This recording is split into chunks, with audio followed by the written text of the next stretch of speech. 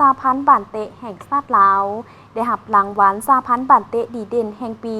หรือ AFC Member Association of the Year จากงาน AFC Annual Award ซึ่งเป็นครั้งที่ 2 ติดต่อกัน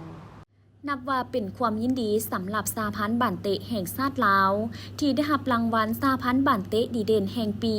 หรือ AFC Member Association of the Year อีกครั้งในประเภทลูบี้ที่งาน AFC Annual Award จัดขึ้นที่นครหลวงริยาดประเทศซาอุดิอาระเบียซึ่งเป็นครั้งที่ 2 ติดต่อกันที่สหพันธ์บ้านเตะแห่งชาติลาวได้รับรางวัลนี้จากงาน AFC Annual Awards โดยการได้รับรางวัลครั้งนี้แม่นมักผลมาจากการพัฒนากีฬาปั่นเตะรอบด้านระยะ1 ปีผ่านมาการจัดงานแข่งขันภายในทุกๆรุ่นอายุการพัฒนาครูฝึกการพัฒนาบันเตะขั้นพื้นฐาน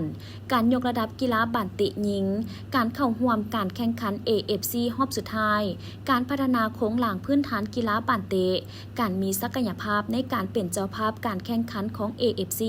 และการสร้างหรือปรับปรุงนิติกรรมคุ้มครองอย่างครบถ้วนตามกฎระเบียบของ AFC จึงเฮ็ดให้สหพันธ์บันเตะแห่งชาติลาวได้รับรางวัลดังกล่าวนี้อีกครั้ง